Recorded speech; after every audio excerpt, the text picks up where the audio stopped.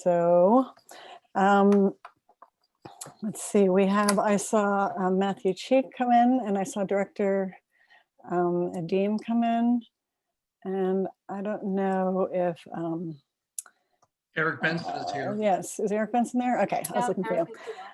All right, so thank you, three of you for agreeing to present to us, and I'd also like to thank everybody who's taking their time to come to this meeting. And I'm kind of getting distracted because people are coming in the door, but I want to welcome everybody. Thanks for coming today. My name is Sheila Baker Gujral, and I'm co-chair of the Essex County Environmental Commission, along with Ann Marchione. Also present tonight are Gray Russell and Jennifer Duckworth and Bill Barnes, Joseph McCartney, Karina Schaefer, and Tara Casella from the Essex County Environmental Commission.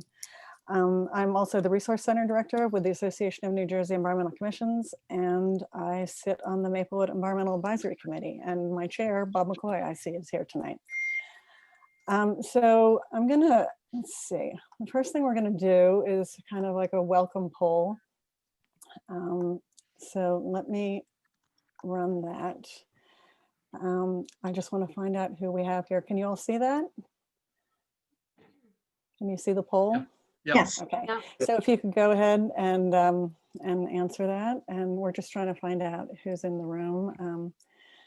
And I'm also very curious to know which commissions have been able to hold their meetings. Some commissions, like this one and the one in Maplewood, just kind of switched right over to virtual.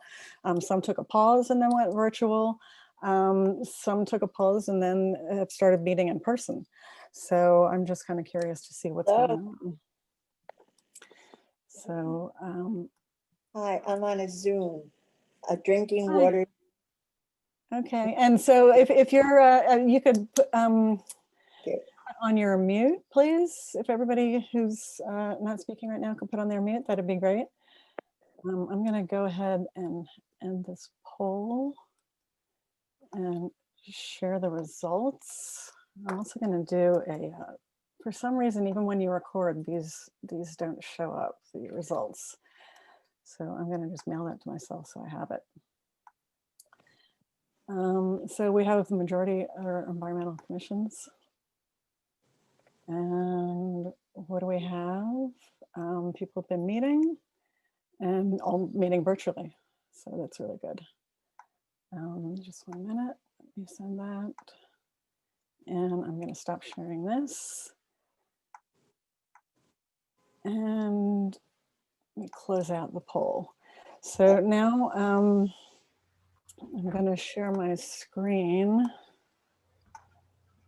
So let's see. So this you run on a burner. Let us help you give back to home with gifts that has can everybody, we're going to actually go over some housekeeping. Please go ahead and mute yourselves. I didn't mean to do that. Let's see, I'm going to go straight to slideshow. So, okay, so we took the poll. I just want to leave this on the screen a little bit because what happens when we record is the poll doesn't show up in the recording, and then you look at it and you don't know what people have been asked and what they're responding to. So there's our poll. Whoops, excuse me. So housekeeping, like I just mentioned, please use the mute button, which is the microphone icon. If you can see, like right here, on the bottom left of your screen. Once you're muted, you'll see a little red line through it. And you can also use the stop video option if you want to reduce the stress on your Wi-Fi, and also if you don't want people kind of looking at you and while you're just watching. Please type any questions that you have into the chat box. There's a chat icon like this at the bottom center of your screen. And then later for the roundtable portion, please have one person per commission who will give an update on what you have been doing. So somebody wants to mute, I think. Can you check and see if you're muted, please? So, I don't know if any of you follow the New Jersey on social media, but I find them pretty entertaining. So we're all here to discuss drinking water and the essence of life. We Hi, could everybody, I'm gonna just go ahead and can I mute that? I can't tell where the sound's coming from. You literally can't live without water. At Csik, we get calls and emails from commissioners around the states that have concern about their drinking water quality. Here in Essex County, we're all concerned as well. We want to know what's in our water. How do we know what's in our water? Jennifer Duckworth, one of our Essex County environmental commissioners and previous co-chair of the commission for years, has put together a spreadsheet so you can find out where your water comes from on a town-by-town basis. We will email that out to you after the workshop. Michelle, I don't want to be rude. Michelle, I don't want to be rude. Oh, sure. Can you mute that person? Yes, I can't see. It's Hold on. Wadam Atchman. Let's see. There we go. So that one. Thank you. Thank you very much for pointing that out. I couldn't tell where that water was, where that noise is coming from.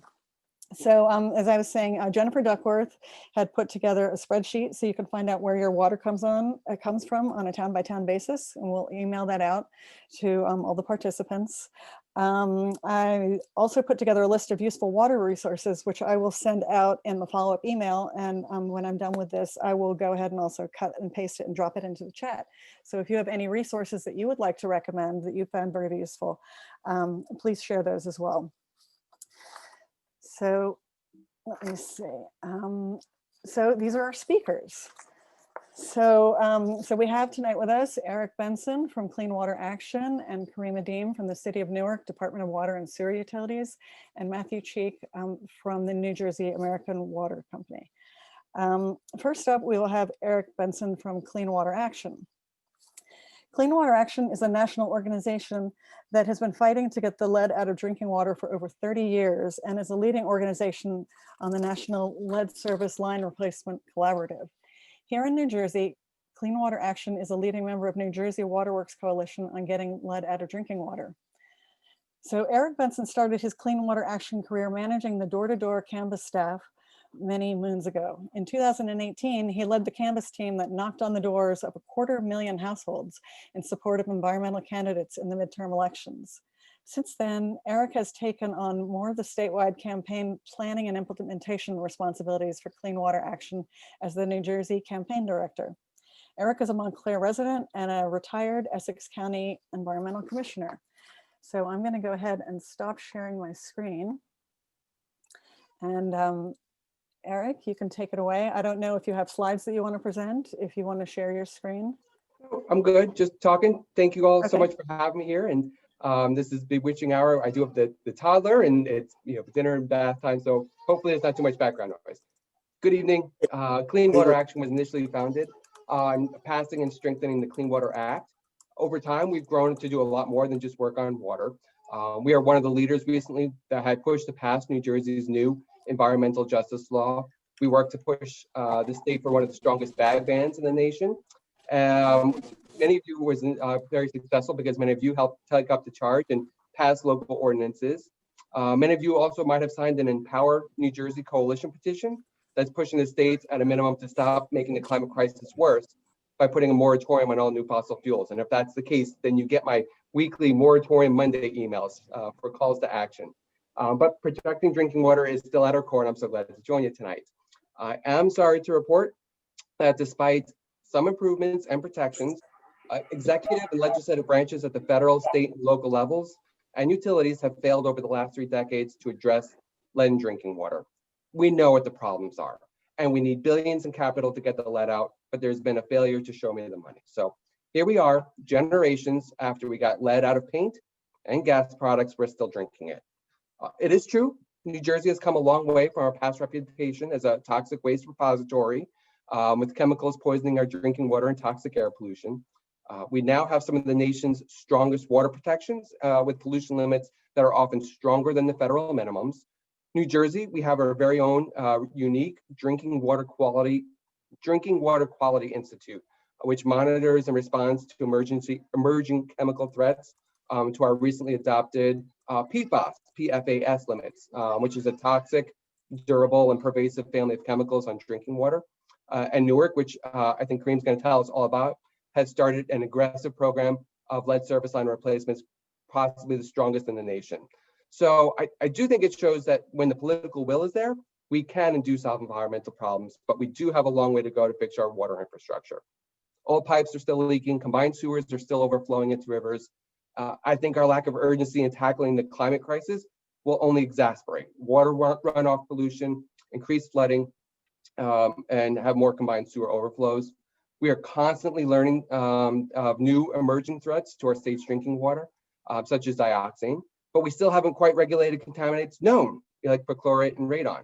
We still haven't established a stronger, more comprehensive water treatment program that could effectively filter all of these chemicals that we know are there, as well as the ones that we aren't yet aware of. Newark is leading the country, updating drinking water infrastructure, but families in Trenton and many other communities are still waiting. For too long, we've allowed generations of New Jersey children to get their drinking water from toxic lead pipes.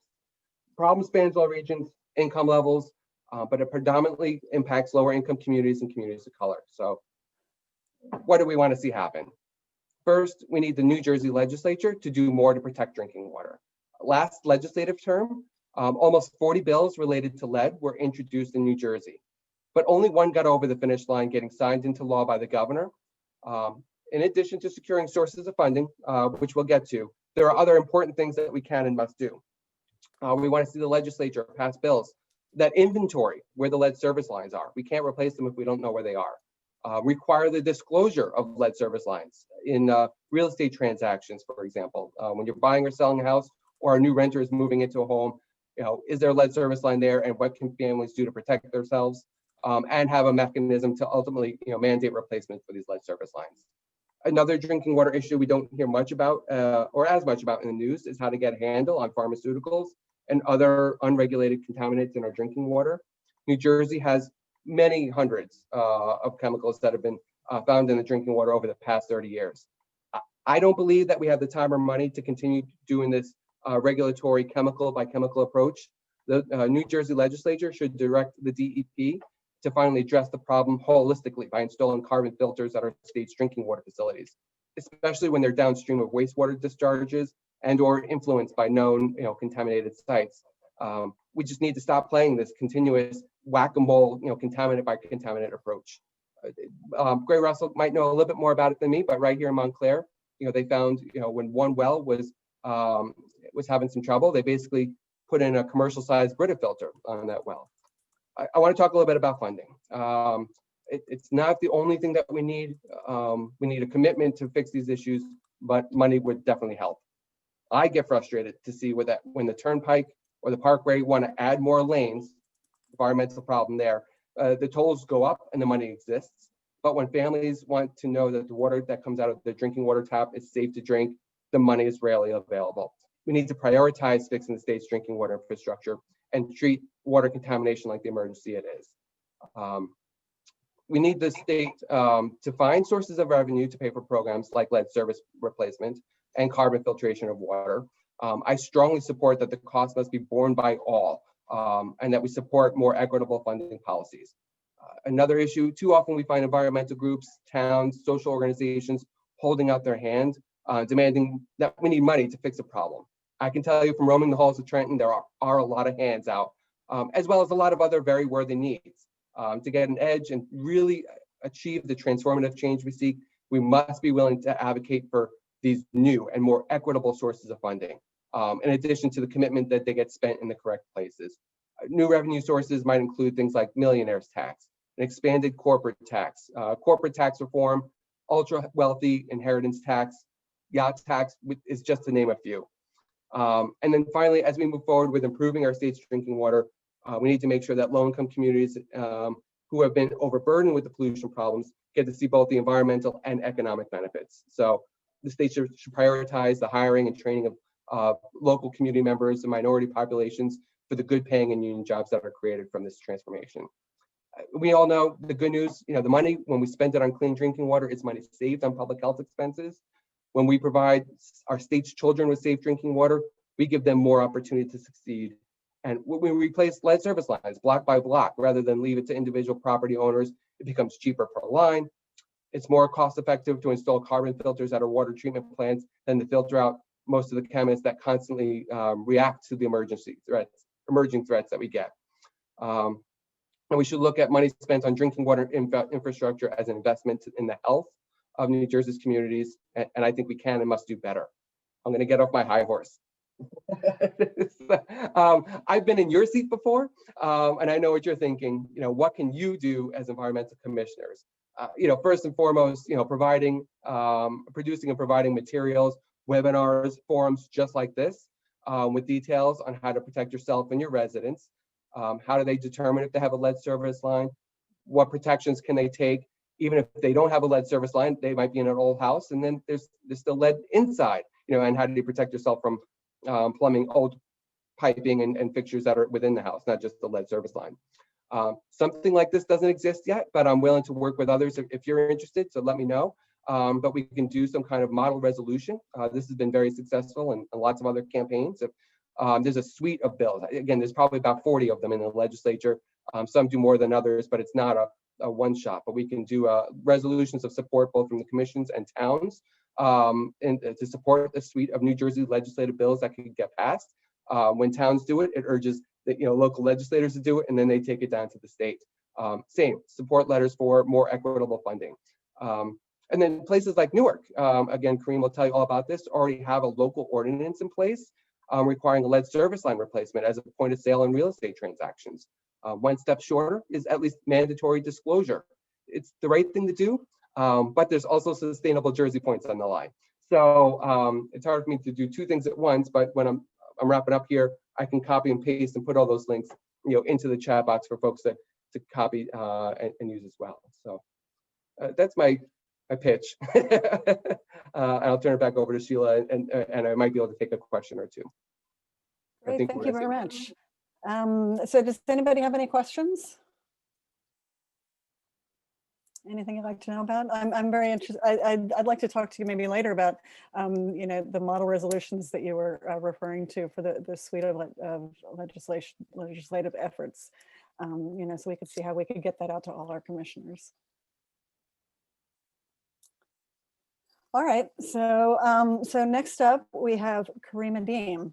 Kareem Adeem is the director of Newark's Water and Sewer Department and a nationally recognized expert on lead issues, infrastructure management, and water purity science. Director Adeem is overseeing the nation's most ambitious lead service line replacement program, as the city has replaced 16,000 of 18,720 lead lines in just 18 months. In addition, Director Adeem has supervised an additional $190 million in repairs and replacement of water mains and sewer pipes and improvements to the processing and filtration at the city's Pequannock water treatment plant, assuring residents of the best-in-class water quality. He has more than 25 years of experience in water and sewer maintenance and management. Director Adeem was a member of Governor Phil Murphy's lead task force that set standards for lead mitigation in water last year and has been honored by numerous water quality associations. So Director Adeem, the floor is yours. I don't know if you would like to share your screen, but you are welcome to do so. No, I don't have a screen. I'm just gonna talk. All right. Thank you. It's a lot on that paper, right? Some of it I didn't even know. I'm still on the task force. Hello, everyone. Nice to meet you. Kareem Adeem here. Thanks for having me come in today. I know we tried this for about the last 6 or 7 months, and I know Mr. Barnes used to be on me a lot, but COVID kind of slowed us down a little bit. So as you know, the city of Newark, in 2016, the city of Newark announced to the world that we found lead in our public school system. We started testing some of the schools, and we found out some of the old fixtures in schools that contained lead was still in there, or some of the old water fountains and things like that, filters wasn't being changed. The mayor sounded the alarm back then with Commissioner Martin back then. And what came out of that for New Jersey, we all should think should be great. What came out of that thing with Newark having lead in the public schools in 2016, April of 2016. What came out of that was the Christie administration required every large water purveyor in the state to revisit its lead and copper sampling pools and verify the material verification, that you physically verified the type of material that you were taking samples from. And immediately what came out of that they required all the utilities to do, you've seen more schools in suburban, urban, and rural areas come back testing positive for lead throughout the state. But you also seen a lot of different urban, suburban, and rural areas, water purveyors start having lead hits, meaning they were getting out of compliance for lead. Technology has changed. We're able to detect lead a little better. However, to Newark, it was something new to Newark because after 25 years of us using corrosion controlled sodium silicate, we had our first exceedance in the first half of 2017, June of 2017. We got our exceedance for lead, which was just shocking to us. We performed a variety of different desktop analysis studies to try to pinpoint what's going on, following the stuff that they allow you to do in the lead and copper rule. In doing that, we didn't really see anything we were doing wrong.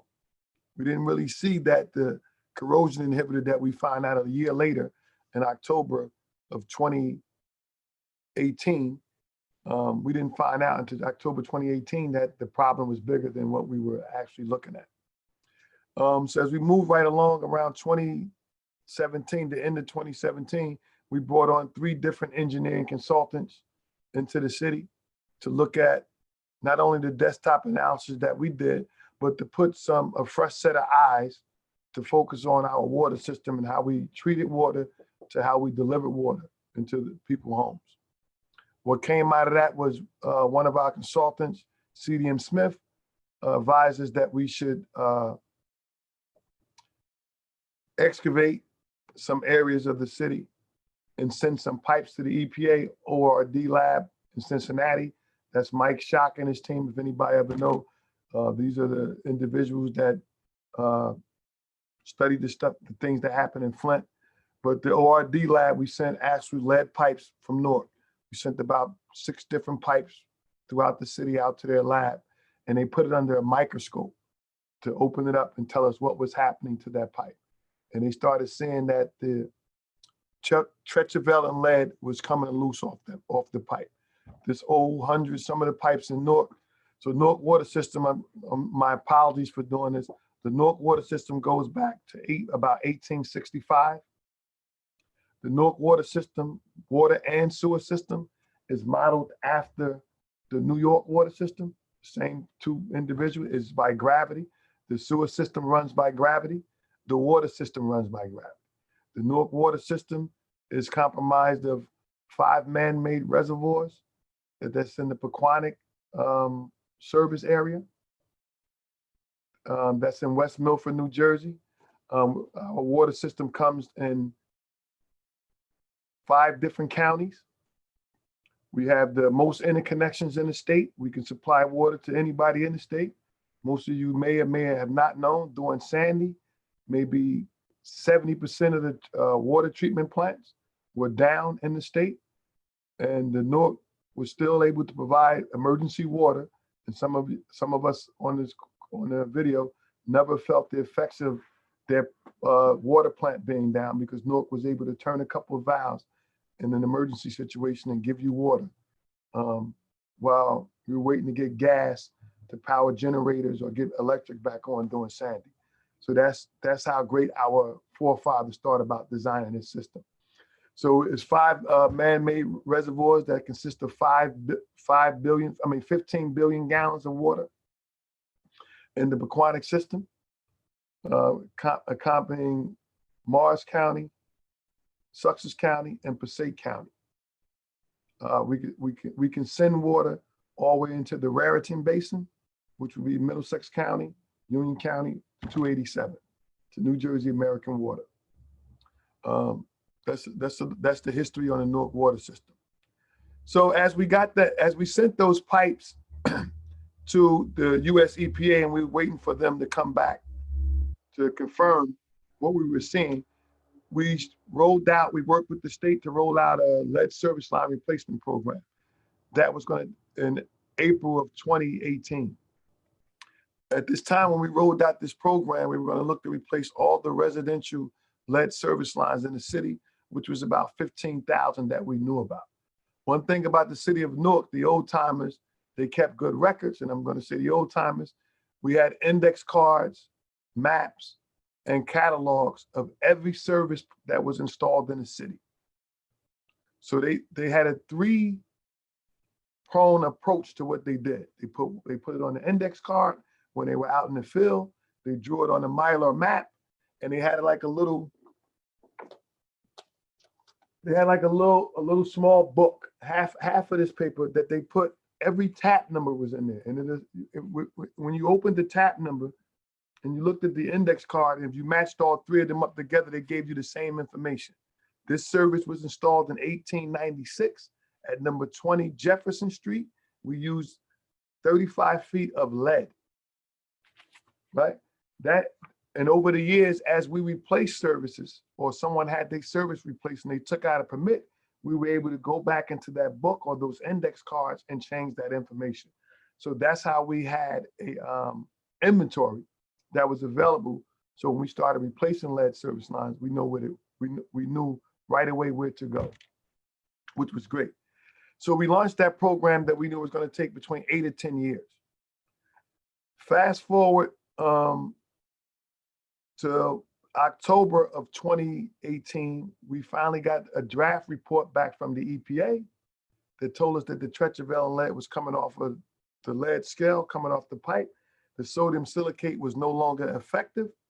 Immediately, we held a press conference. We called about 3 companies within a matter of 3 days, and we looked to get 40,000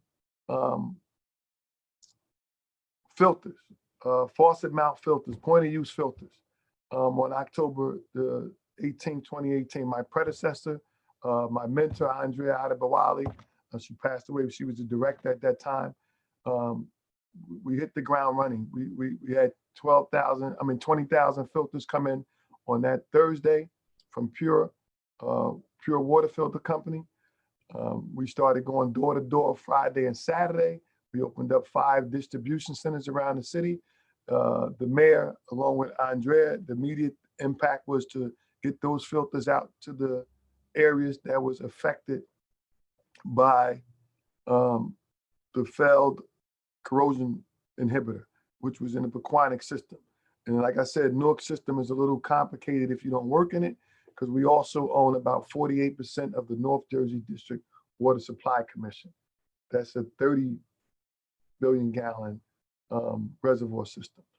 And that services the East Ward, which is the ironbound section of Newark, parts of the North, South, and Central. The Pequannock system serves the entire West Ward, parts of the North, South, and Central. So it's like a couple of streets. If you're in Newark, Summer Avenue, High Street divides, depends if you're on the east side of the street or the west side of the street, that those divide the pressure gradients from the Wanacue pressure zone to the Pequannock pressure zone. So immediately we start giving out filters.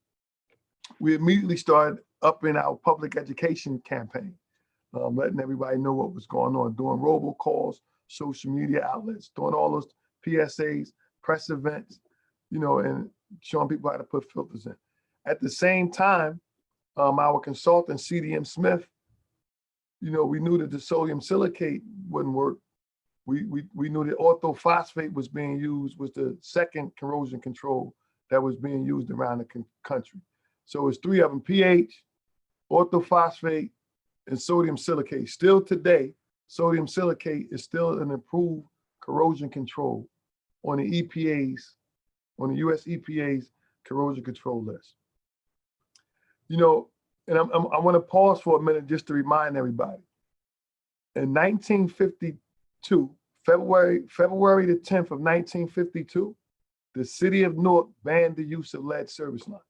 You cannot install another lead service line if you built a new house in the city of Newark. If you had a leak on a lead service line, you had to replace it with a copper line after 1952.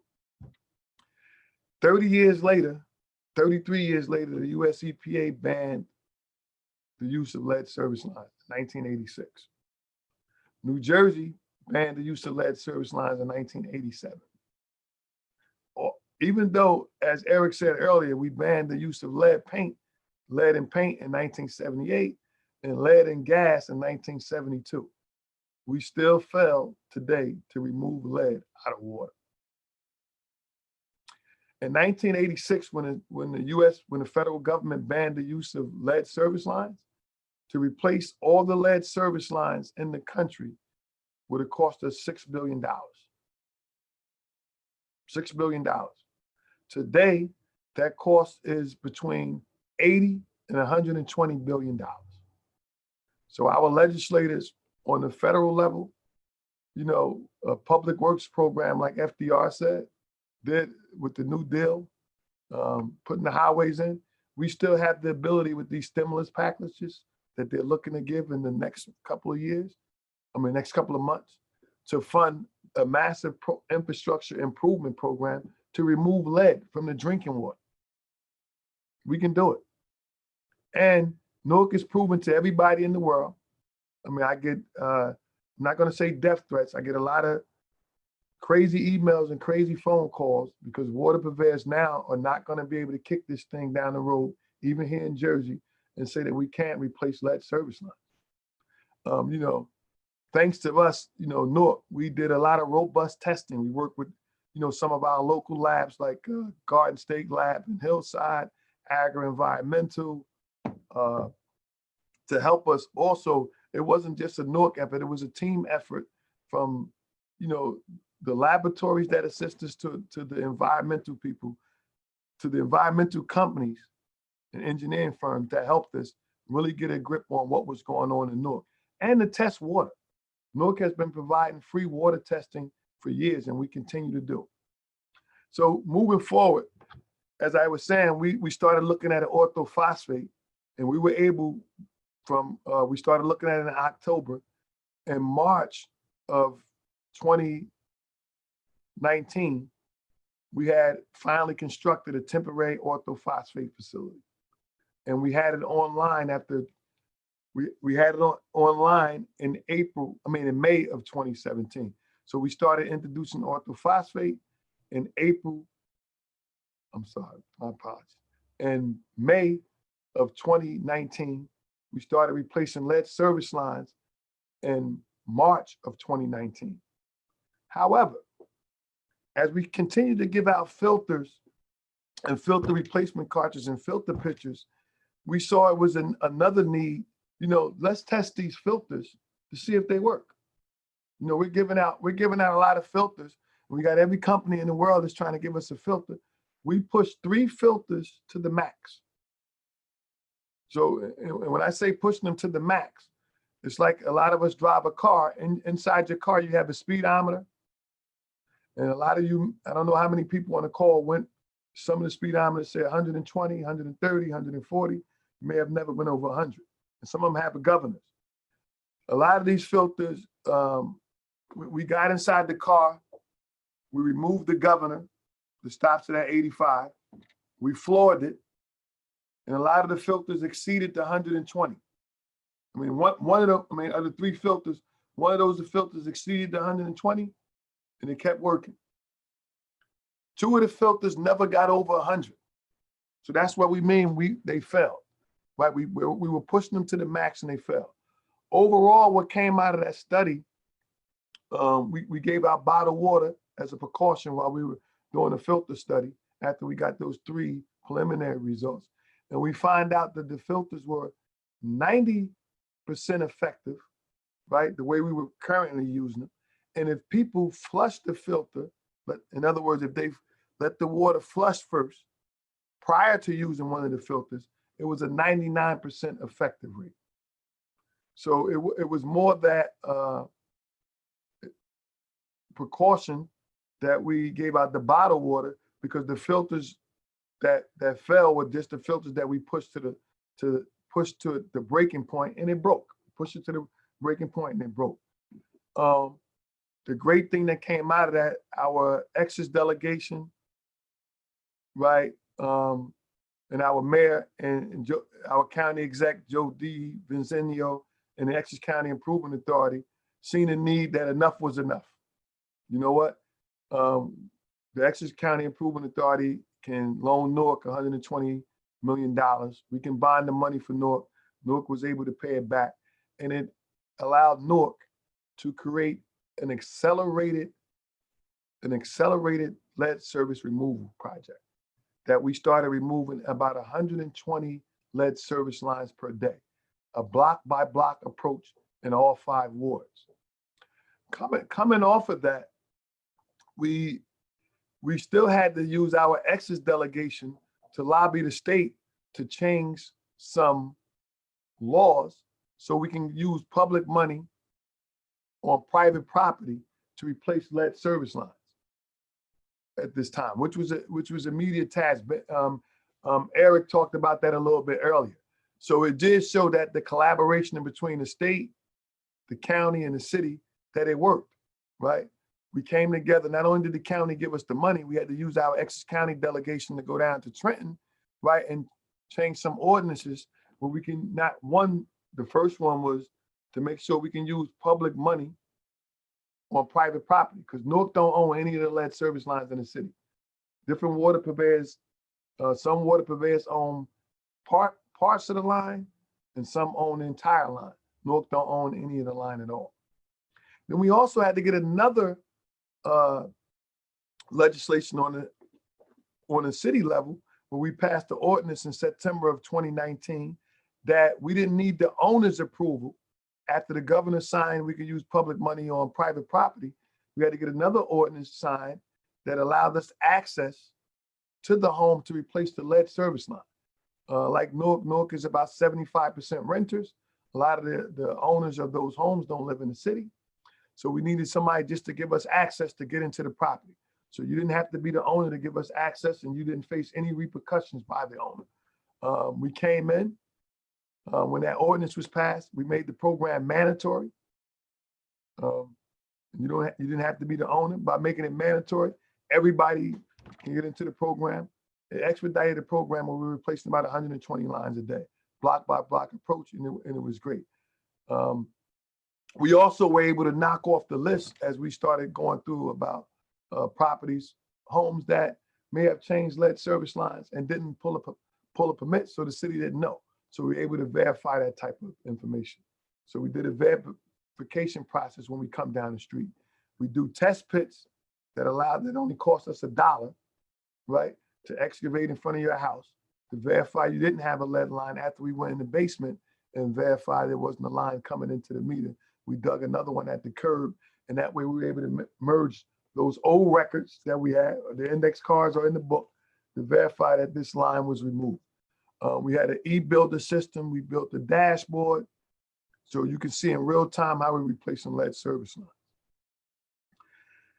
As we continue to go through the process of replacing lead service lines, it became more known to us that this task that was waiting around the corner for us was COVID-19. COVID-19 allowed us to slow down our replacement from 120 a day to at one time about 30 services a day, as PPE equipment was short. However, the residents in the city, I love my city, born and raised here in Newark, started, giving our contractors handmade PPE gear to come into their house. They were afraid that we were going to stop the program in certain neighborhoods and they wouldn't get their lead service line replaced.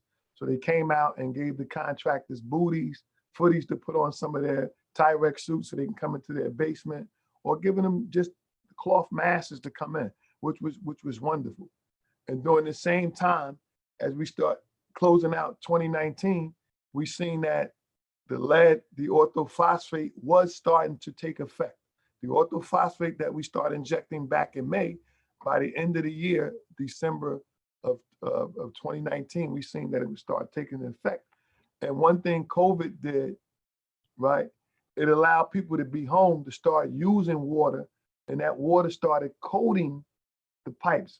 orthophosphate started coming into the lead pipes and providing that coating while we were still replacing them, right? We didn't take that as a, okay, the ortho working, we're not going to replace lead service lines. We took that as, you know what? More people were home, water was being used to bring the orthophosphate in, right? The orthophosphate, the lead acted like a sponge to absorb the orthophosphate. I know Harvey would understand what I'm saying. The lead service line acted like a sponge, right? It just absorbed the orthophosphate into the lead. To those homes, we still were giving out filters and filter replacement, but they were waiting on their replacement. And as we ramped back up, so within like a month, although we went down to 30, within a month as we started getting PPE and we had a plan, we tweaked the plan a little bit, just meeting with the contractors to only allow a certain amount of group of people in the houses, making sure we sprayed as we came in the house and disinfected the area as we came out the house. We didn't want to make sure anybody was at risk of COVID. We started seeing the orthophosphate was working. The first half of 2020, which is, we seen that we were just below the lead 15 parts per billion federal threshold. I think we were at 14.2, which was great.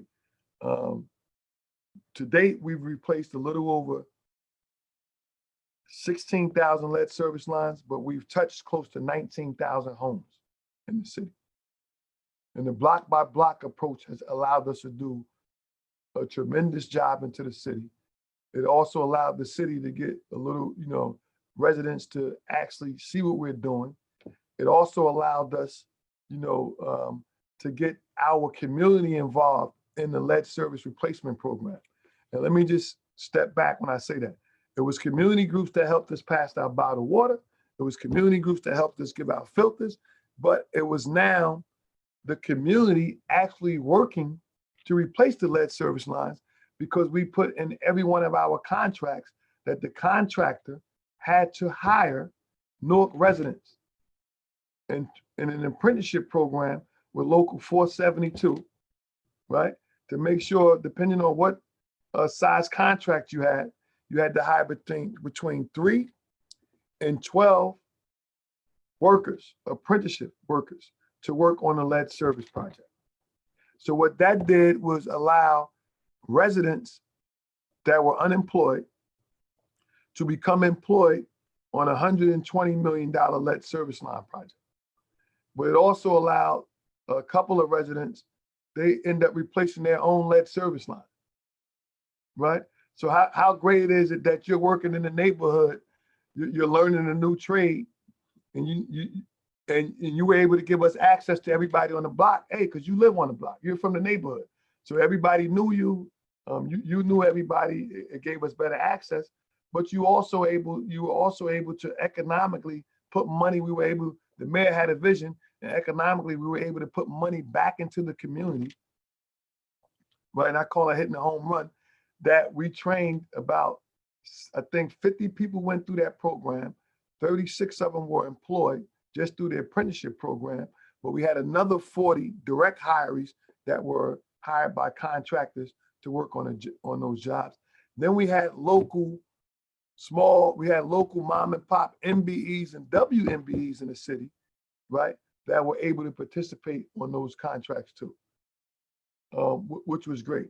So economically, we were able to, although we're spending 120 million, we wanted to make sure that a lot of that money went back into the community. I just want to say to date, I don't have the numbers in front of me. I was trying to get them. My computer kind of froze up. I want to say at least about 15 million so far has been paid to those MBEs and WMPEs. That's Newark companies, not for the total project, but to date, I know it's a little bit about 15 million of 120 million has went to Newark owned and operated companies. So this was a challenge that Newark wasn't afraid of. And we even have partners with the US EPA and the NJDEP. But the biggest thing that Eric talked on is that, when politicians don't kick this thing down the road, don't keep kicking the pedal down the road, we had to have an administration, the Barack administration that's here now. And I'm happy, and the county administration, we got to thank Joe DeVance, the county exec, Joe D, right? That didn't want to keep kicking it down the road. We had a plan, and we had an expedited plan to remove lead service lines, not only in Newark, but the city of Newark also removed lead service lines in Bloomfield, Belleville, not Bloomfield, Belleville, Irvington, and Hillside. All those border areas where Newark served water to. So we remove lead service lines in those areas too. And we continue to move lead service lines. So I just want to say, that's the biggest public works project that's happened in the city of Newark, but I think it can be reciprocated throughout the state. I'm on the lead task force for the state. We need to remove, New Jersey has a chance, Essex County has a chance, Newark has a chance to be the first to remove it out the city of Newark. Essex County has a chance to be the first in the county, and the state has a first to be the first state without a lead service line. How awesome would that be? How awesome would that be to remove all the lead service lines out of the state? We can do it. We're showing you that it can be done, and it's economically feasible. Thank you. Thank you very much. That's very inspiring, and it's a nice example of how you've taken what is a negative situation and you've made it be positive for your community and for them to come out as best as they can.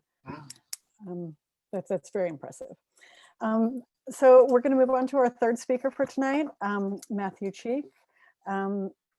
Matt's role for New Jersey American Water includes the direction and management of water quality, environmental compliance, stewardship, and laboratories. His focus is to maintain compliance with federal and state Safe Drinking Water Act, as well as other compliance programs such as the Clean Water Act, Solid Waste Management, and the Resource Conservation and Recovery Act. Working with NJDEP, research and development, and internal experts, he helps develop new approaches to modern contamination issues. Combining these programs with environmental stewardship opportunities in the communities that New Jersey American Water serves advances their standing as an environmental leader in New Jersey. Prior to joining American Water, Matt served in various roles over 13 years at the Ocean County Board of Health. He's a registered he's a registered environmental health specialist and New Jersey health officer by license. His educational background includes undergraduate studies at the College of William and Mary, as well as a master's degree from UMDNJ Newark, which is now Rutgers. So welcome to Matt, and I believe you wanted to share your screen to share some slides. Thanks, Sheila. I will. Sure. Just give me a check that you can hear me, right? Yes. I was having some headset issues. I'm gonna move you guys right up to that screen so I can see you when you make faces at me, if you care to. Yeah, so though I'm a South Jersey born and raised kind of guy, I was a Newark resident and customer of yours, Director Adeem, for 1 year, but that was probably too long ago and I don't really want to admit when that was. So we're not going to overlap careers there. Get back to Newark. I get up that way plenty, but my geography leaves a little bit to be desired. So I'm going to talk to you guys tonight a little bit about kind of the utility perspective, which of course you've gotten somewhat from Director Adeem for sure. There's a little bit maybe higher altitude, so we're going to talk about a multitude of different issues. But just to kind of give you an idea of a day in the life, a little bit of a look down the road, and a little bit about who I am, who we are. So not everybody thinks for sure, and this will come up a little bit later, but most people really don't think about water infrastructure. It's buried, it's in the ground, other than the tanks that we see our town names on or company names on or utility names on. We really don't get the opportunity to see our infrastructure from time to time, but we sure as heck know when it's out, right? As frustrating as a power outage can be. Oh, I didn't share my screen, so let me start that. There. Oh, Sheila, I am blocked by you from sharing at the moment. Okay, let me go up there and change that. I'm making you co-host, so you can go ahead. Oh my, okay. Dangerous stuff. Alrighty. Let me share screen number 1. There we go. So let me know if you see it. It's a second slide, but should be good, right? Yes, we can see it.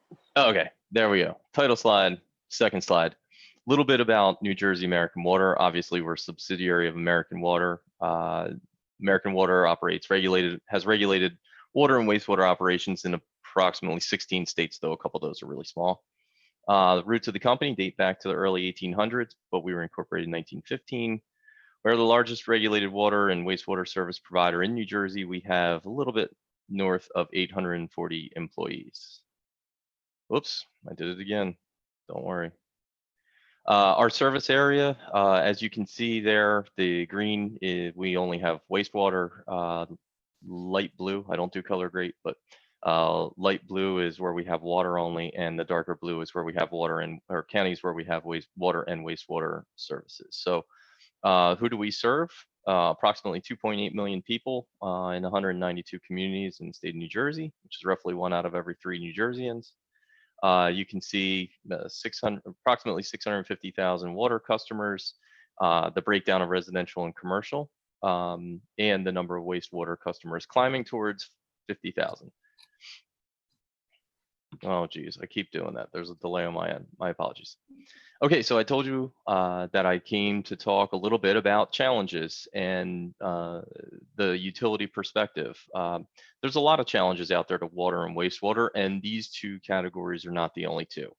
I think Director Adeem was talking about the apprenticeship program and motivating people to enter our industry, getting a wider footprint, and getting people to want to take licensing exams, want to get that experience is certainly a significant challenge and opportunity at the same time in the state of New Jersey.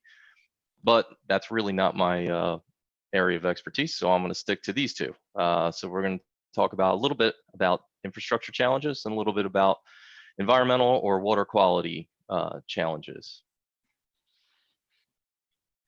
So why is infrastructure important? I did focus this talk specifically about water in this case, mostly due to the fact that our footprint in Essex County is limited to water and not wastewater. But there are a lot of similarities, and there is a lot of kind of bleed over from one issue to the next. Infrastructure is important in both. So failing to maintain that infrastructure, and you heard some of the numbers, and they can be a little bit head spinning. Some of the numbers and the dollar signs, if you look on a national level, even on a state level, some of what the Society of Engineers have predicted it would take, and the grades that American utility industry has right now, they're not good. There's a lot of work to be done for sure. So I would echo that, just exactly what Eric and Kareem were talking about. But what does this cost, right? I said before, the pipes are below the ground. It's not something that people think of often. It's really not something a lot of people want to spend millions or billions of dollars on. But this is why it's important. Main breaks. Main breaks are costly. They do a lot of damage to public and private property. They're certainly disruptive. If anybody has been on a highway with a burst main, especially with buckled pavement, you know just how painful this could be. They cost a lot of money to repair, and they cost a lot of money to fix. And there's a lot of money that's better spent up front, building some resiliency and updating our inventory. Obviously, moving to the right, Legionella, we'll revisit that. It's just an example. Not investing in infrastructure, not optimizing the way our distribution systems operate, not maximizing or leveraging technology that's available, not maintaining a disinfectant residual, that's the amount of free chlorine or chloramine present in the system, easy for me to say.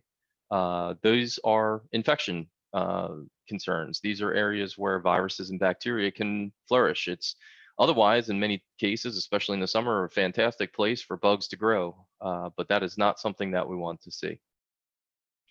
All the way to the right, obviously lead issues, replacing system components and protecting public health is the goal. Lead issues can obviously, I think which we've heard very comprehensively and accurately from Director Adeem, lead issues can certainly rear their ugly head, and it really is a whole system type of view. And we'll get into that a little bit too with the water quality segment. Finally, there's these little things down here at the very bottom that not everybody really thinks about, but they certainly have significant impact. Water loss and non-revenued water. And what does that mean? Some systems are better than others. Age is almost always a factor. Investment in infrastructure is probably the biggest driver. It costs a lot of money to treat water. It costs a heck of a lot of money to treat surface water. That goes kind of the same across the industry. Once you've spent all that money to treat that water and make it safe to drink, you sure don't want to lose it. That's not good for anyone. Environmental impacts, certainly. Burst mains and chlorinated water or water with disinfectant running into a local tributary can have a significant effect on the local environment. And we kind of touched on the economic impacts there. So what do we do, right? So how do we manage our infrastructure? And there's kind of a lot of it to maintain, and that's really, I'm not going to go line by line here, but that really is the story. Infrastructure takes a tremendous amount of investment. Just some specifics on, the systems that we manage and under our oversight, but we take about 75% of our source water as surface water from rivers, lakes, streams, creeks, reservoirs. Only 20% or so of the water that we deliver is from groundwater, from wells. And of course, just like you mentioned, Director Adeem, purchased water, that's water that's moving between systems. So purchasing water and selling it to customers, or, we have a lot of for sale bulk purchasers from us as well that we send water to that then deliver it throughout their distribution system. We do have 7 surface water plants. Combined capacity there is about 371 million gallons a day. And you can see an awful lot of wells for a combined capacity of 212 million gallons per day. In the Bridgewater area, we have probably our largest plant, our Raritan Millstone plant. That plant delivers water from about Summit to the Princeton area. And it does about 150 to 180 million gallons a day or so. So it's a lot. It can be a lot. Really, what I would draw your attention to, really, as we were talking about infrastructure, is as much as we optimize these plants, the harder thing to do in many cases is actually to maintain those miles of pipe. That's a lot of miles of water and sewer pipe. There's an awful lot of storage tanks and other ancillary equipment and pump stations and just the infrastructure that's out there to keep the water moving the way it needs to move. So after infrastructure, and probably the area where I spend most of my focus is in the water quality and environmental issues. So there's a lot of challenges in our industry that pertain to, water quality. That's the raw water quality coming in, and that's the finished water quality going out, but it doesn't stop there even, which you'll see shortly. The picture on the right, nice pristine reservoir. It's actually not New Jersey, so I will give a little bit of a disclaimer there. Source water quality, and I heard, we were talking about it slightly before, and I think Eric touched on it specifically, but the amount of contaminants, the amount of nutrients, the amount of fertilizer and pesticides and things like that that we apply to our lawns and that go down the drain, that go into combined sewers and ultimately out to our source waters. These can certainly cause a lot of downstream effects. The pollution itself can bring contaminants. There's a lot of climate effects. People don't really think about source water, but we have an intake on the Delaware River, and with sea level rise, the expectation is that the line of salt water will eventually move up potentially to where that intake is. Extreme drought lowers the flow, and when we do have pollutant sources, those concentrations can go up significantly. So there's not only a quality issue there, but there's actually also a quantity issue there. Nutrient loading is a very hot topic right now, especially in New Jersey. The number of confirmed harmful algal blooms that the DEP has noted has increased significantly in just about every year. So the slope is positive, and they continue to march upward. These algal blooms, as if you don't know, some of these species that make up these blooms can release toxins that are significantly impactful to human health, very, very difficult to treat. And the hard part is, once a bloom takes root, if you kill the bloom, you kill the cell, and it basically breaks apart and releases those toxins. So reservoir management is a very delicate issue, and it almost always involves a number of parties, from the New Jersey Water Supply Authority, who may have oversight of the reservoir, to the receiving utility or utilities, to the DEP, who set standards, and even the EPA. So it's very tough balancing act, which is probably a theme that you'll hear me return to once or twice.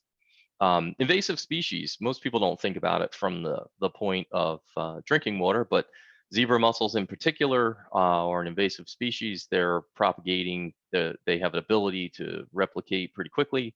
They have a very strong penchant for blocking up intake structures, especially from reservoirs and things like that where they take root. So as you can see, the point here, there are a number of threats to our source water quality and quantity before we even get it into the plant to treat. As far as treatment, and here we're kind of focusing a little bit more, by and large, inside of the plant on the left side.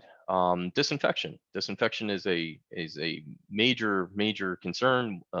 It's a step in nearly all the plants that we would operate. In fact, all the plants that we operate in New Jersey, across the country, there may be a couple that don't have active disinfection, but we're by and large disinfecting. Why do we do that? And if you're a student of history, you know some of the original public health pioneers who were the folks that discovered that the neighborhood well was contaminated, and that's why everybody was sick. And it wasn't voodoo, and it wasn't witchcraft. As we've gotten better with science, we certainly have developed better strategies for protecting customers against bacteria and viruses. We've come up with treatment techniques, not just disinfection, that remove a tremendous number of the bacteria and viruses that could pose potential human health effects. Three examples there: Giardia and Cryptosporidium. Again, easy for me to say. By the way, that's the picture of Cryptosporidium, which I thought was really gross but cool. So you're getting a chance to see it today. Those are the bugs that essentially are coming into the plant from the source water. Legionella is a little bit more difficult to pin down that way, exists in many locations and waits for the right conditions. The right conditions cause a problem there. But what are some of the conditions that allow Legionella to grow? Lack of disinfection, residual, lack of free chlorine, the right temperature, and the ability to aerosolize in a shower head or a CPAP machine or something like that. And you have Legionella growing, replicating, and potentially infecting people. But here's the catch, right? So most people think, well, good, whale it with some chlorine. That's what I do with my pool, right? I just whack it until it ain't green anymore, whack it again one more time for good measure, and we go. Well, that doesn't exactly work either.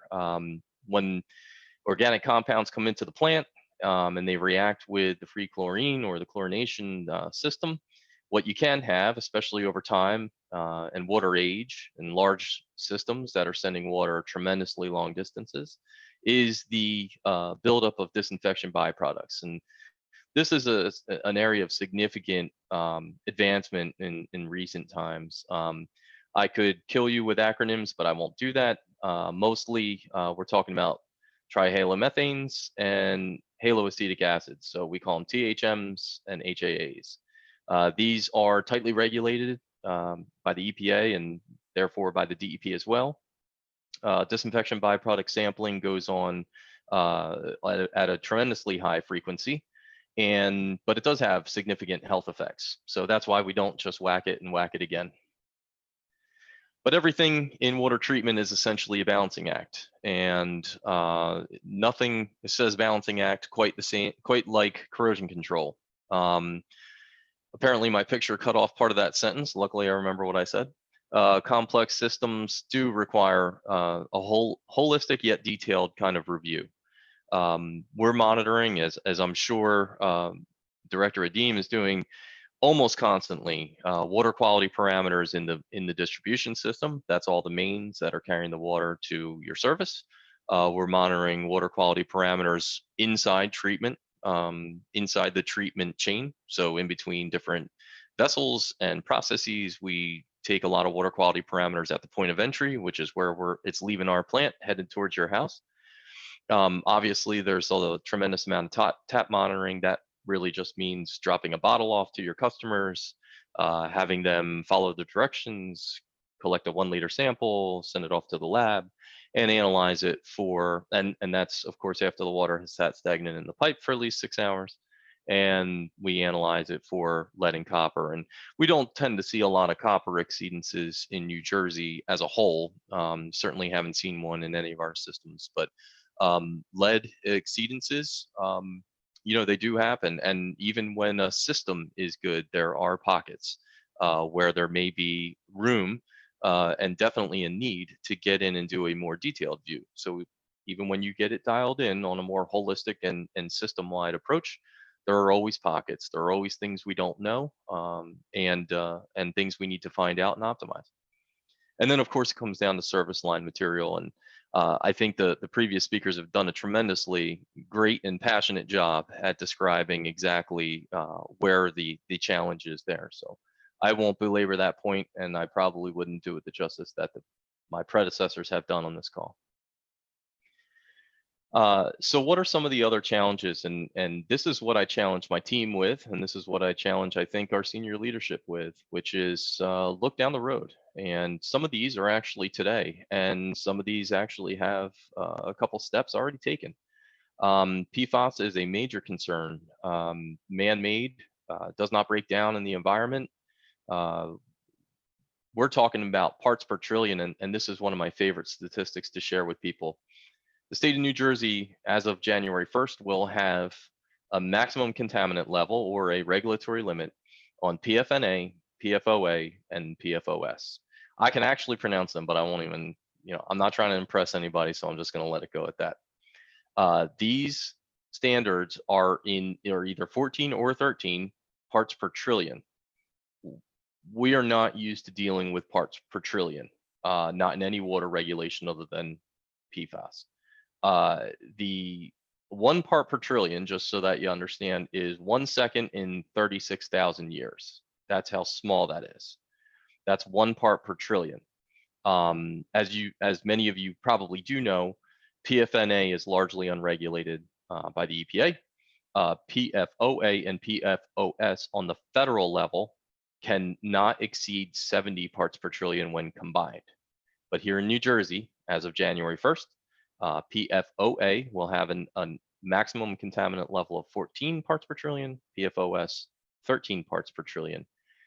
And to be honest with you, these are all over the place, and we continue to discover new locations where PFAS and Gen X, which is a PFAS, exist.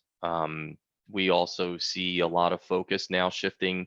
We call these long chains because PFNA has 9 carbon chain, PFOA and OS have an 8 carbon chain. Now we're starting to focus on some of the shorter chains.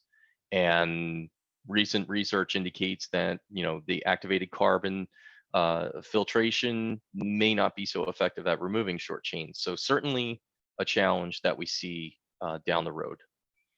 Cyanotoxins, as I like to confuse people, so I wrote harmful algal blooms before, now I wrote cyanotoxins. Same thing. The harmful algal bloom generally produces cyanotoxins. Some of the ones that are most common that you might hear: cylindrospermopsin, microcystin, and anatoxin A. There's a lot of research going on in New Jersey, especially actually at Montclair, looking at another cyanotoxin called saxitoxin. And the state of New Jersey is reviewing the health advisory levels as they stand from the federal level. These are non-enforceable health advisory levels, but they certainly trigger anybody in our seat has a pretty significant duty to be transparent to be forthright and to make every effort to protect public health. In that sense, some of these health advisory levels on the federal level have been deemed in New Jersey to be a little bit high. Maybe we're not so comfortable there. So we expect that we will see a more aggressive level in New Jersey, perhaps even as quickly as the next algal bloom season, which I will call March or April, which we are not really closed this year because there are some active blooms going on, especially in the Manasquan area in Monmouth County. Obviously, the EPA lead and copper rule, we've talked a lot about lead and copper rule, but the EPA has proposed an amended and altered lead and copper rule. So that will be coming. That has significantly more responsibilities for public water systems, including a mandatory, potentially, at least in the draft version, mandatory school sampling on a specific frequency. It also requires the creation of service line inventory. And I think the DEP might take a look at that tap monitoring as well and think about that standard sample that we're asking people to take, and is a 6-hour stagnant sample enough? Is that really a measure of the system health and what customers are seeing on a day-to-day basis? 1,4-dioxane, I think Eric touched on it actually. This is an interesting one. We currently have the Drinking Water Quality Institute has an open public comment period right now that closes on December 21st. But the expectation on my side is that we will have an official recommendation in the new year to the Commissioner of DEP to establish a drinking water standard for 1,4-dioxane. And I'll explain just very briefly what that is. 1,4-dioxane is often found as a co-contaminant with a lot of volatile organic compounds.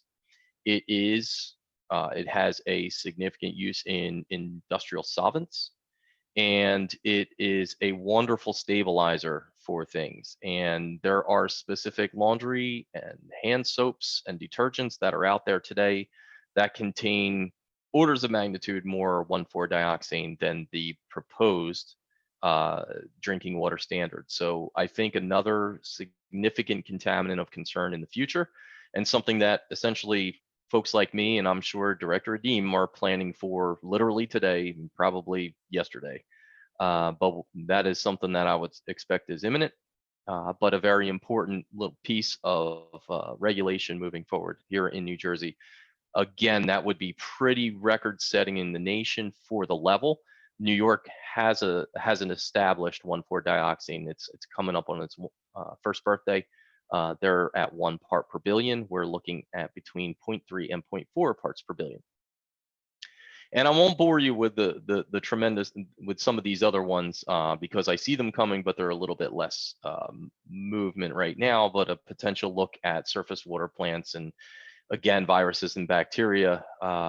We have what we called LT2. I got into that cryptosporidium, but it's a little bit more nuanced than that. But looking at where that could head in the future, and additional disinfection byproducts. There are certain haloacetic acids that I know. Part of my function across our enterprise actually is to sit on a panel that reviews R&D projects that our own internal R&D staff might be seeking funding for or undertaking on their own, and looking at some of the lesser known haloacetic acids or disinfection byproducts is a current project that we have in flight, with the thinking that there's a good chance that it could be tied to human health effects, and we want to already kind of be ahead of the game, thinking through treatment, thinking through plant optimization before well before it's ever a regulation, but really just because it's the right thing to do. And then we are currently just wrapping up unregulated contaminant monitoring rule. I won't get into too much of the details there, but that's essentially a mandate to sample for contaminants that currently have no regulation, and the EPA uses that data to determine somewhat the appearance or frequency or dispersal and dispersion and presence of certain contaminants before they take up the official regulatory framework and start moving towards a regulation. So those are essentially what I would say our challenges are, falling into the two categories of infrastructure and water quality. As you can see, I'm biased, so I spend most of my time on water quality, but we can't ignore the infrastructure either. They really go hand in hand. And like I think the theme that I hope to project today is essentially that everything is a balance when it comes to treating and delivering water and protecting public health. Wish it was a silver bullet to take care of everything, but the fact is there just isn't. So that's why we're here. And that's it for me, Sheila. I'd be happy to answer any questions, and I will stop sharing my screen so you can make me a normal man again. Thank you very much. I'm sure people have some questions. I know that I have a question. You were mentioning harmful algal blooms and some of the agencies that you work with on that, but on the community side, who do you work with? Like with the municipalities, and when you have multiple municipalities? I'm kind of curious how that works for you. Sure. Strictly from a reservoir management perspective, usually in our case, it's the New Jersey Water Supply Authority, but I think you highlighted a very critical point. Working with local watershed groups, working with local officials, working with other community groups to inform people of the importance of limiting how much nutrient they're putting on their lawn that is directly running off and causing these blooms. And here's the amazing thing. You can go ahead and fertilize the heck out of your lawn all winter. And yes, a lot of it is going to enter the soil. Great, that's why you put it there. The unfortunate part is a lot of the constituents of that fertilizer are not soluble quickly, or they're slowly soluble. They run off. Even when they don't, and you get a tremendous rainstorm, they run off. All that loading goes into those reservoirs. So even when the conditions aren't right for algae to bloom, specifically that phosphorus to nitrate ratio gets really up into those reservoirs. They get all the way down into the sediments. And here's something that's kind of crazy. There's a certain time of year when we call it reservoir flip, and the reservoir quite literally flips. The water from the bottom tends to go to the top. Now you have UV light. You have all the nutrient in the world, you tend to still have warm water temperatures, and you get algae blooms. So there is no silver bullet to that either, Sheila. And the idea is to engage as many environmental and community groups that you can to spread the word, let people know what the downstream effect of their actions are, because everybody thinks, hey, it's just my lawn. And that's true. But if we all think that, it's kind of not just our lawn anymore. And it's really more even than our neighborhood at times. All right, so I'd like to invite anybody else who has questions. Eric has already left, but Director Adeem is still here, and Matt Csik, obviously. So you could unmute yourself and ask some questions. Let's see. And if you have trouble unmuting, let me know. Anybody? This is Gray. Yes. I'd like to ask Matt, what causes reservoir flip? Rats. I didn't bring any R&D people, right? It's as the I understand seasons, sorry. Yeah, it's Seasonal change. yeah, and water columns can be very well mixed, but there are times when the season changes, the temperature changes. Colder water is denser and sinks. Warmer water less dense and it floats. So that more or less is what causes. It's the temperature change essentially of the season. So going into winter is when that would happen, or would it be going Spring and fall. Spring and fall. Yeah, we saw a really late flip in the Manasquan this year. I think it was 2 or 3 weeks ago. Thank you. I can sign you up for my ecology class, Gray. It sounds like I need to sign up for that. Yes, Anne? Yeah, Anne, I did you have a question? My water supply comes from artesian wells. What would be the most troublesome effect getting your water from artesian wells? Yeah, I mean, usually groundwater sources, wells, a lot less concerned with some of your virus and bacteria. It really depends on the condition of the groundwater source, right? So there's chances, I don't want to scare you. That's not fair. One of the funny things that we've seen is I talked about 1,4-dioxane.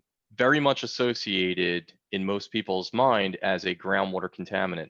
Amazingly, though, we're seeing far more widespread presence, not necessarily of concern in every place, but presence in surface water as well.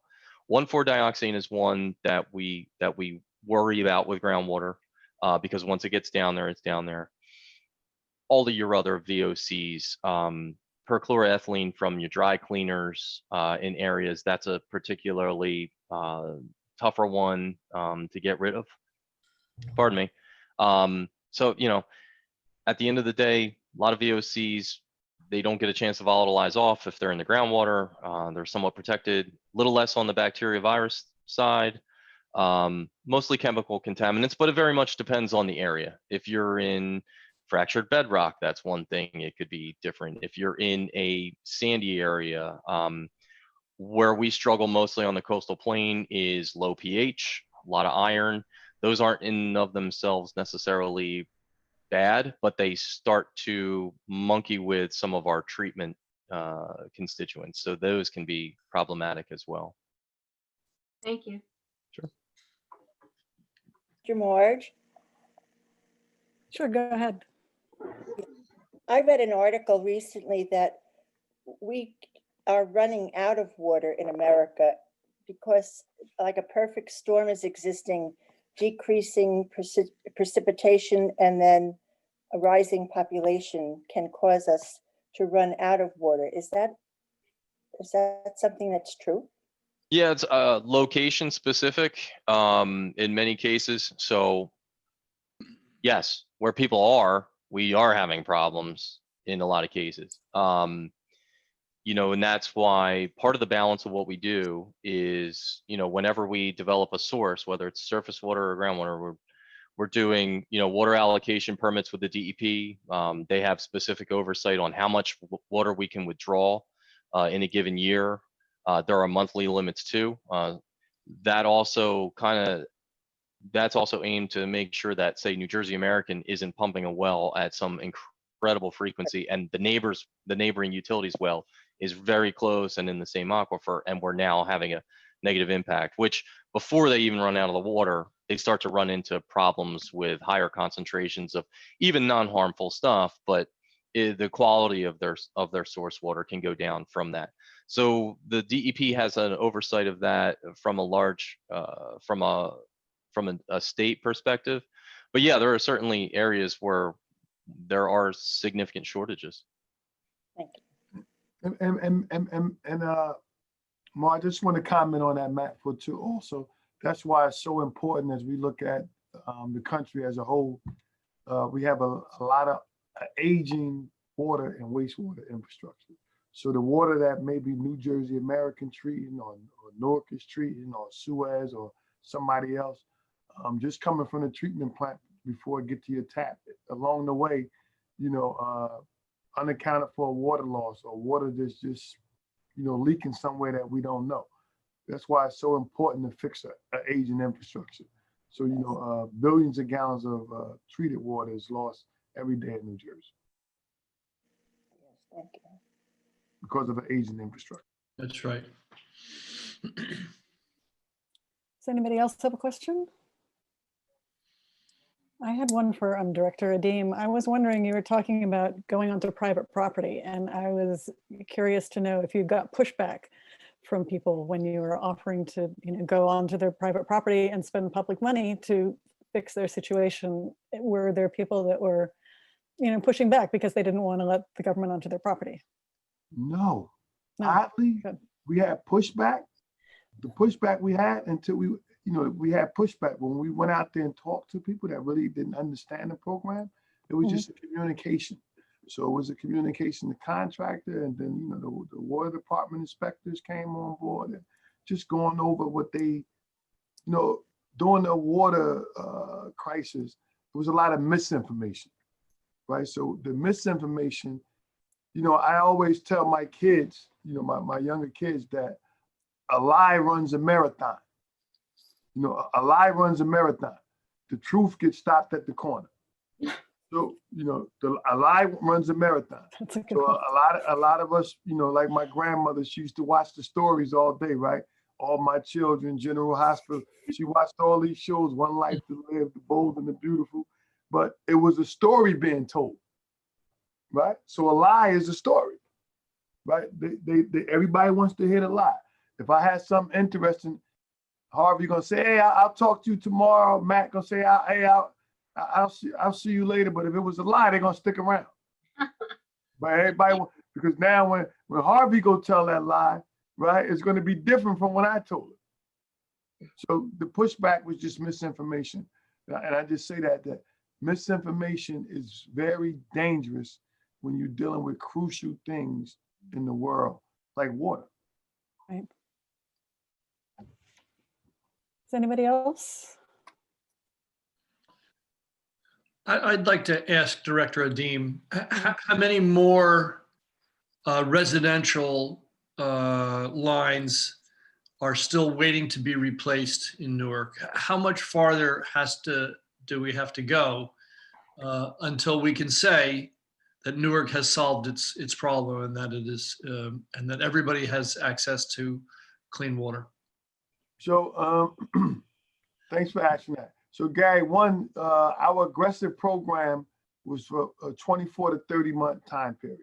We were already, from when we actually started replacing lead lines in March of 2019, we're a little over 20 months into the program. We replaced 16,000 lines. We visit 19,000 homes. We need to visit another between 3,000 to 5,000 homes, right? So we estimate that we'll be finished between April and June of 2021. Weather permitting. If the weather holds up like it did last year, right? And the access get a little better, COVID don't stall us. So, other than that, we're still providing free water filters. We're still giving free water testing. We're still providing free water replacement cartridges. So we're still providing everything to make sure everyone has free access to water. And to those pregnant or mothers that are nursing, we're still giving out free bottled water at our Shani Baraka Women's Center or our Department of Health. Right? They still just don't want to use the filters or trust the filters, or they can pick up bottled water, which we know bottled water isn't regulated, right? Right. Yeah, be careful about your bottled water too.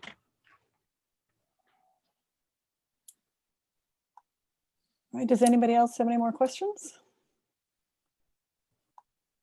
All right. I'd like to thank you both for coming and sharing all your knowledge and your experience with us. This has been great. We really appreciate it, and I also appreciate your patience because we had to reschedule more than once. So thank you very much for being here and for sharing with us. Thank you very much, everyone. Thank you, everyone. Thank you, Matt. So we could move into our roundtable portion now. Anne, did you want to take over for that? And maybe, I don't know if we do a roll call of municipalities and get people to share, or what's your preferred way of doing it? Actually, previously we just had people share and then tell their community. I just want to thank the two participants prior to this. Thank you for making us smarter. So very good that you could do that. And I also want to thank the commissioners who reached out to these different towns in the county, so that hopefully we have a representative from many of the towns, and that's wonderful. So I guess we could just start individually. I can do some alphabetical here. Is there anybody from Belleville? Is there a representative from Belleville? No, but all right, Jessica, you happen to come up on my screen, so please unmute yourself and share what town you're from. I have no idea what just happened. Oh, With the star though. That was just really weird. And I'm way down at the end of the alphabet. oh, it doesn't matter. No big deal. We represent Verona. There are two other members of our commission, the Vice Chair, Sean DeBartolo, and Commissioner Martin Golan. And we've been looking forward to this for about a year. What we're working on right now, obviously COVID severely curtailed our usual agenda. We usually have 3 or 4 cleanups every year, and this year we had 1. We did manage to give away about 800 tree seedlings around Earth Day from the state, and we hand delivered those. That was a labor of love. Just dropped them on people's porches. Right now, the commission is working with Sustainable Verona to create an educational campaign, videos and other sorts of multimedia to get the residents to be a little more compliant, a lot more compliant with their recycling. They are the worst. And you could tell them 500 times, do not put your bottles and cans in plastic bags, and they do it the next day. So we are in the process of planning that. Myself and the co-chair have been working with our township, one of the engineers in our town, to come up, we're creating a more strict stormwater ordinance right now that obviously needs to be passed by March 2nd or 3rd of next year. So we're working diligently on that.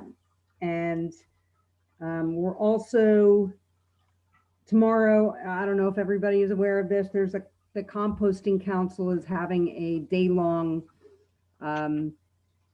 composting webinar.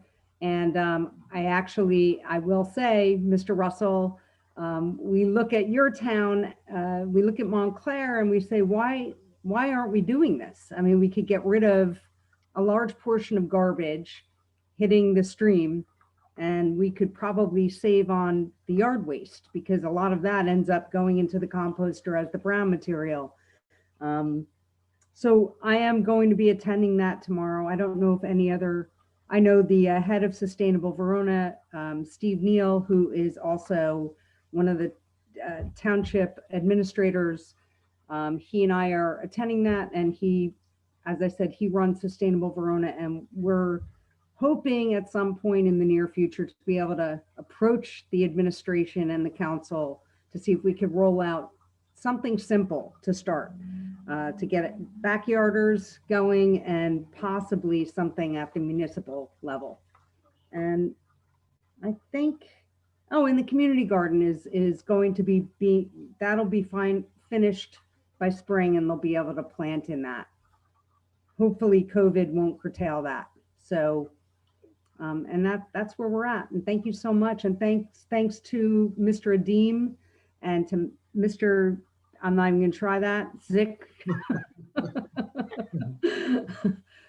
That was really informative, and I really appreciate being able to be a part of it. Thank you. Thank you, Jessica. All right, another volunteer?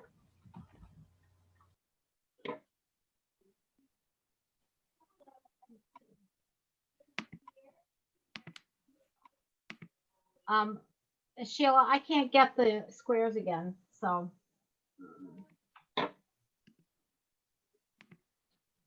While we're waiting, I want to give a shout out to Eric Benson from Clean Water Action, New Jersey, for also giving us a very informative and I thought inspiring update from the state level about these same issues, along with what Director Adeem and Matt were discussing. I thought that was really a good presentation, and Clean Water Action's really been staying on just that topic, clean water, for decades, many decades. And so I salute them, but I want to thank Eric as well. He had to jump, so I wanted to give him a posthumous thanks. I guess Janine, that's the next person I see on my link up here. Janine, did you want to share what commission you're from and what's happening? Oh, thank you. Sure. Hi, I'm from Montclair, as a matter of fact. Hey, great. Great. Lyle was on and had to jump off, and Ben Rich is also on the call. I didn't see any of our other members.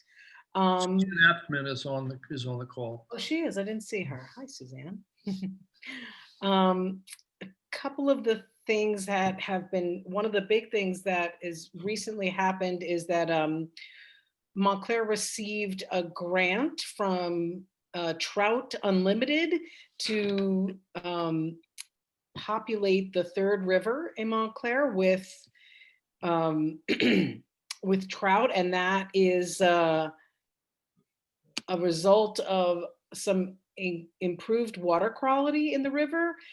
Lyle wasn't clear exactly what happened, what exactly it was that improved the water quality, but we did receive that grant, and we will be getting some trout in there, which is great. So we can all come fishing. There you go.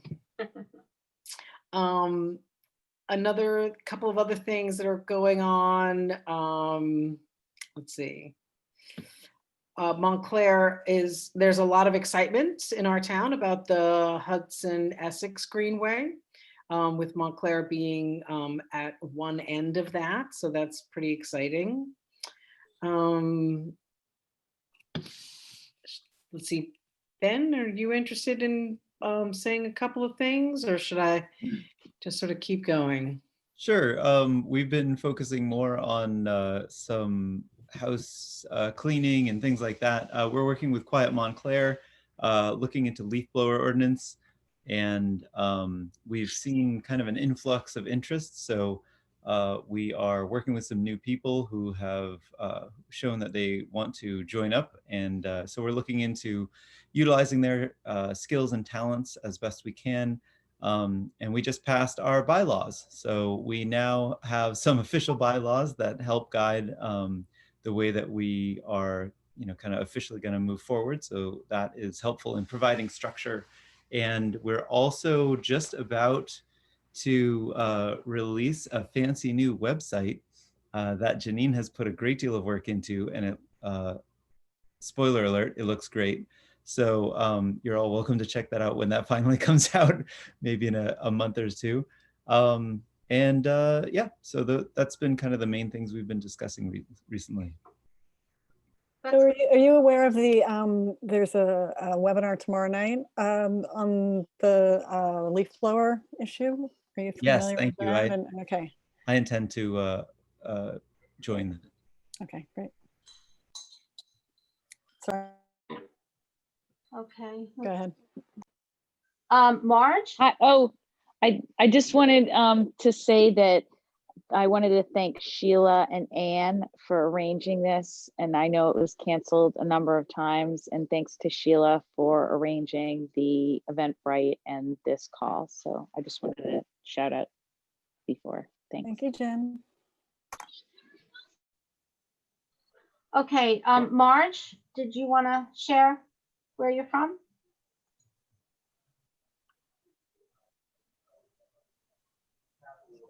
Okay. Kirk.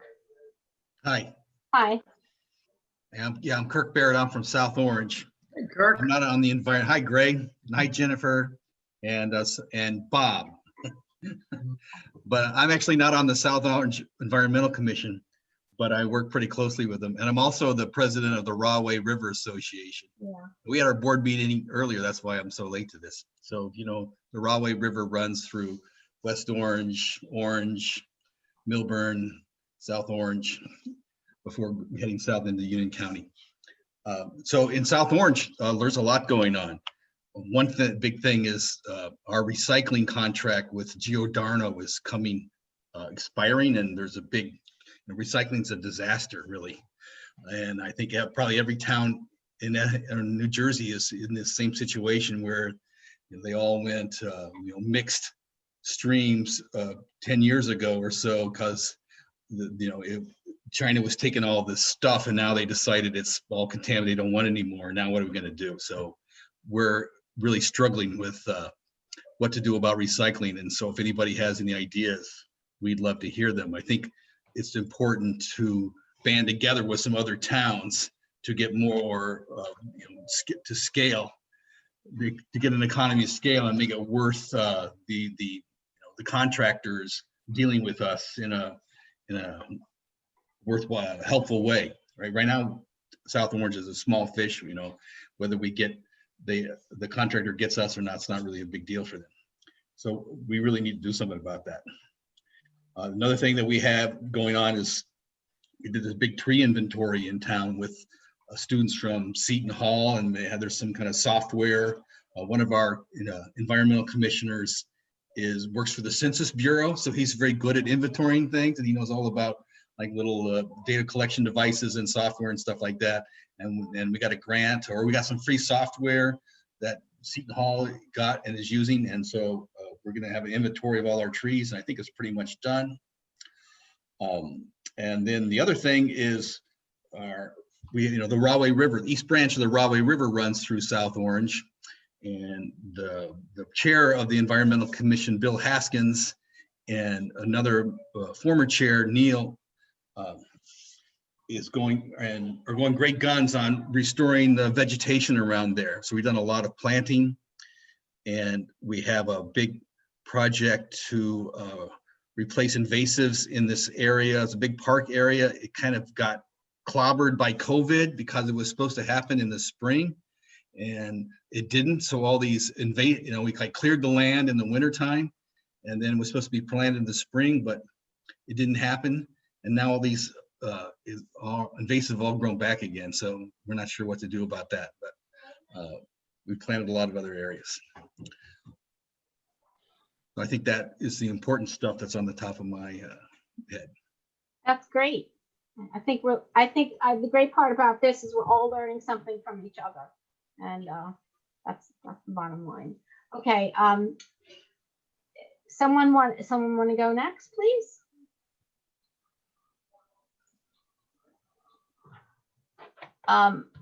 Ken? Maplewood. I'm Bob McCoy from Maplewood. And one of the, sitting in on this, I was actually reminded of something that we haven't been that involved in as an environmental advisory committee, but, and that is the other side of the water problem, which is the sewage. And one of the ways that's affecting us, and is probably something that other communities should be aware of, is we're having to replace significant portions of sewage mains at quite a considerable expense. And so what it made me realize, and hearing about both sides of the infrastructure on water, is that as we've kind of gotten used to over the last few decades of living off of investments that were made in the past, and in some of our older communities, those are wearing out, and we're not really, we're not used to, and we're not set up to pay for the replacement of some of those things. So we're having to do what are essentially emergency repairs. But if we had been all along doing more maintenance, I suspect we would have been better off. And so going forward, we probably should be thinking of that all as in all our communities. I don't know, Matt, I don't know if this is a local reaction to something I don't know that much about, but is that a consistent problem that we just have not been doing enough investment in our infrastructure in general, but especially our water? Yep, everywhere. Water is a D+, and sewer is a D, according to the ASSE. Right. So what we've been working on, like some of the other communities, we've been working on recycling. That has been something we haven't. It shows up as an exploding expense. But also there is one of the things as we start to think about how we should do it better is the realization that communities in the well, I don't know how typical it is, but I think a lot of the communities in the western part of Essex County are generally shipping our waste east. It happens with our sewage, which goes to Elizabeth, but our recycling and our garbage are going into Newark. They are the trucks go through neighborhoods where people live, and we realize that we're kind of, again, I mean, becoming a theme, but we're living off of other people's, sort of, we're getting a free lunch on some of these things that we're not facing our own, the consequences of our own behaviors. So we're trying, and it's, I'd say we've spent a year working on it hard and not seeing really any easy solutions, but I think there's a commitment to try to figure out how to do that both less expensively, more effectively from the point of view of taking things that have been waste and turning them into future usable product, but also not imposing ourselves on neighboring communities that are already burdened by environmental issues. Let's see, one of the areas that's always we've been active in, and a number of the towns have been involved with, is energy aggregation. And the goal there is to develop local control over our electricity supply, so that we can, and it's a long-term struggle there too, because we're dealing with let me finish my sentence, so that we can clean up our impact on the environment with our energy supply the way we can locally. There's two ways we're doing that. One is trying to source cleaner electricity, but also working on local energy efficiency so we use less. And that we're on our second contract now. We're finishing up one in 5 of the Essex communities. In March we'll start another one. We've added a town in Bergen, actually Glen Rock, and the PSE&G customers in Livingston are part of that now. And the hope is that if we keep working on this, and it's a multi-year, multi-decades probably problem, that we can have some impact on our energy, which is as bad as our other waste. When you add up how much carbon we put into the air or are responsible for, it's an even bigger amount. You don't see it, but the tonnage is even greater for that. That's probably enough for now. Thank Good you. one. Good one. Great. That's wonderful.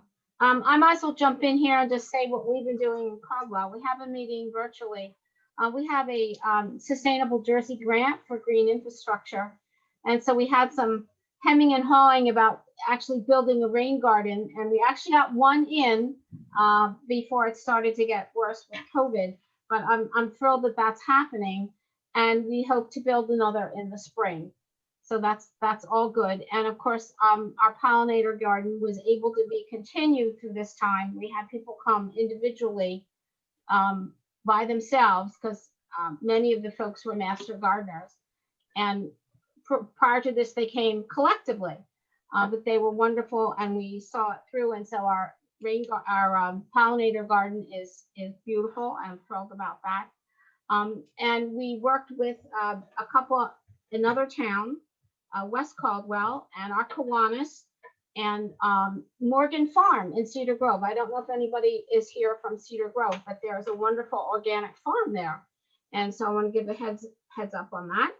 They helped us sponsor a great person called Doug Talamy. This was in May, and we wanted to do something that was safe, but people could do actually on their own properties. And he's the guy that wants you to develop your own national park, your backyard national park. And so he came and actually did the presentation. We had over 1,000 people on that Zoom, which was just amazing. And on our website, we have people from all over the country sharing their own backyard national parks. So we were thrilled that that worked out really well. So that's certainly something that we can all, I like the collaboration part, and I like hearing what all the towns are doing with regard to that too. So thank you. And where is the rain garden that you guys built? Okay, the rain garden is right at the community center. Okay. If you know where the Borough Hall is, it's right towards the back there, right opposite the oval, the Kiwanis Oval. That's the playing field. So it's right on the corner there. Thank you. Oh, my pleasure. My pleasure. So, okay. Have we had everybody? We need some more towns. Did we? Can we hear from Newark? Is Bill Barnes still there? You're muted, Bill. Bill, you're muted. We can't hear you.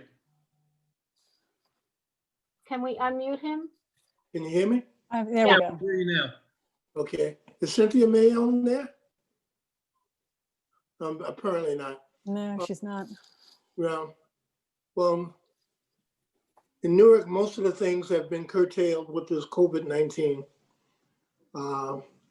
I've been working with the COVID, disinfecting surfaces in the town of Newark. I've been working in East Orange also. that's basically all I can do. And training for, disinfecting services, for the COVID. That's all. That's what I've been working on and been keeping us busy. Okay, good. Okay, is there any other town that we have not heard from?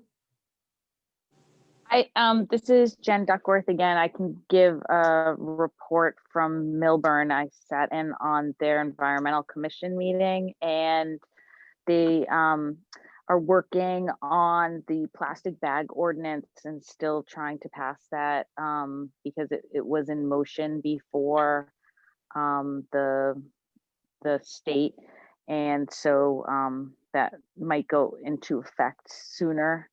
And then there was a cleanup. There a couple of Rahway River stream cleanup, and then the town also started a pedestrian safety advisory committee, and has been working on getting more pedestrian friendly policies. And we're starting a stenciling program where we're putting stencils on the sidewalk so that when people are looking down, they'll see the stencil and it says, look up. So, and so hopefully that will help with pedestrian safety. So that those are the things that I'll report on. Great, that sounds wonderful. We're all busy, and that's all good for the environment. Is there anyone else from another town?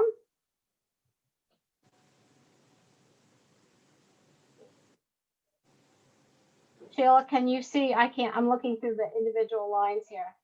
Joe, would you like to share anything about West Orange?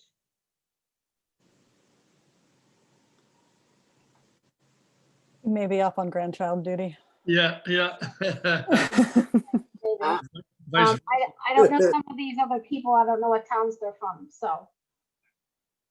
I think that is it. If I'm seeing the full complement of photos here, I think we've got every town.